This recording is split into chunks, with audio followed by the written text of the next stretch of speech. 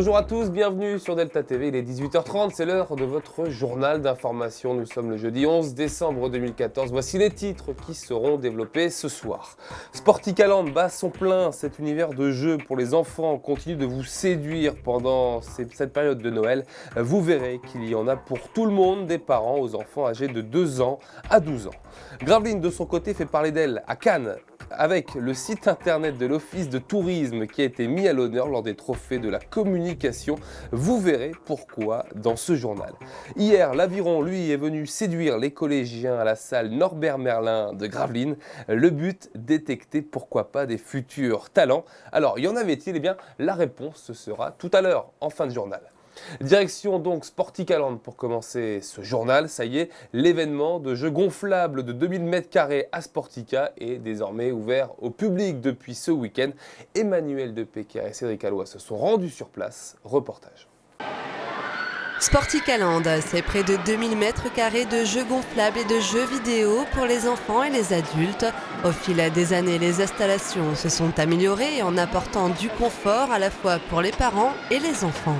Nous avons fait en sorte que tout le monde puisse vraiment passer un bon moment, à la fois les enfants avec une organisation un petit peu différente, avec un espace pour les tout petits, donc notamment aussi avec un espace nursery avec des tables allongées, un micro-ondes, des chaises hautes, mais aussi du Wi-Fi pour que les parents puissent patienter en allant se promener sur les réseaux sociaux pendant que leur progéniture se défoule sur Sporticaland.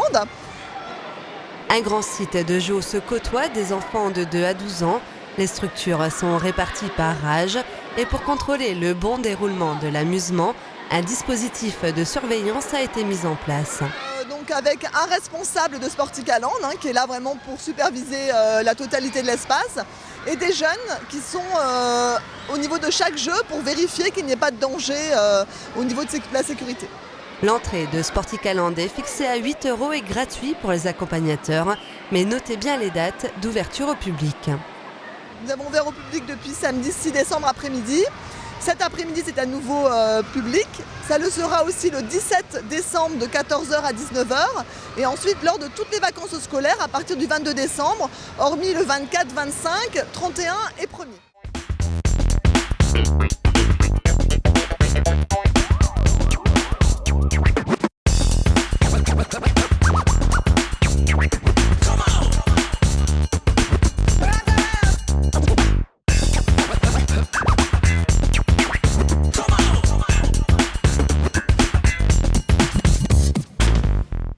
On a d'ailleurs pu voir Théo Fournier, notre stagiaire, faire du DDR pendant ce reportage. C'est d'ailleurs une belle idée sortie, si vous voulez profiter en famille avant ces fêtes de Noël. On parle maintenant, nous, dans ce journal, de nouvelles technologies. 6800, c'est le chiffre du jour et ça représente le nombre de visites par mois sur le site internet de l'Office de tourisme de Gravelines. Cerise sur le gâteau, eh bien, le site a été mis à l'honneur lors des trophées de la communication qui se déroulaient à Cannes début novembre. Patrice Bernard. Parmi les 600 dossiers de participation au trophée de la communication, l'Office de tourisme de Gravelines Les Rives de l'Aa a reçu le 5e prix dans la catégorie meilleur site internet des offices de tourisme. Les trophées de la communication récompensent chaque année les meilleurs acteurs français de la communication. Donc c'est un comité de sélection composé de 150 membres, tous professionnels de la communication. Donc c'est webmaster, chargé de communication, directeur de la communication. Donc ils se sont tous attachés à sélectionner parmi 32 catégories proposées par les organisateurs les structures se démarquant vraiment par la qualité et par l'originalité de leur communication. Et nous sommes vraiment ravis d'être les 5e sur toute la France, c'est ça surtout. Cette reconnaissance par le milieu professionnel de la communication est une belle gratification pour l'Office de tourisme qui participait pour la première fois à ce concours. Créé en avril 2013, ce site internet se voulait plus pratique, plus moderne et plus intuitif. Un très gros travail sur le visuel, donc beaucoup de photos. Le but c'est vraiment de faire envie aux internautes de venir sur le territoire. Donc beaucoup de photos, de la vidéo très sympathique. On peut tout acheter en ligne dès notre page d'accueil du site internet. Il y a beaucoup de choses, toute la billetterie, de la boutique, les activités sportives, touristiques. On peut tout faire en fin de compte directement sur notre site internet. Cette récompense vient couronner les actions que mène toute l'équipe de l'Office de tourisme en matière de promotion et de communication autour du territoire. Et direction l'Aviron. Pour conclure ce journal, les collégiens gravelinois, launois, bourbourgeois, Grandfort-Philippois, vous l'avez compris, il y avait du monde, ont pu donc tester dans des conditions réelles, comme en course d'ailleurs, l'Aviron via l'ergomètre. Jacques de Criem, le président de Gravelines Aviron, semblait satisfait. Il était au micro de Michel Viard.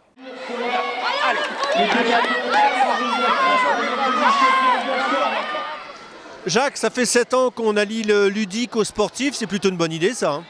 Oui, tout à fait. Donc surtout la bonne idée, c'est de réunir des collèges et des enfants donc des collèges pour pouvoir, avec leurs professeurs, donc concourir et essayer donc de remporter un petit trophée dans les 6e, les 5e, les 4e, les 3e. Chaque classe donc a ses adeptes.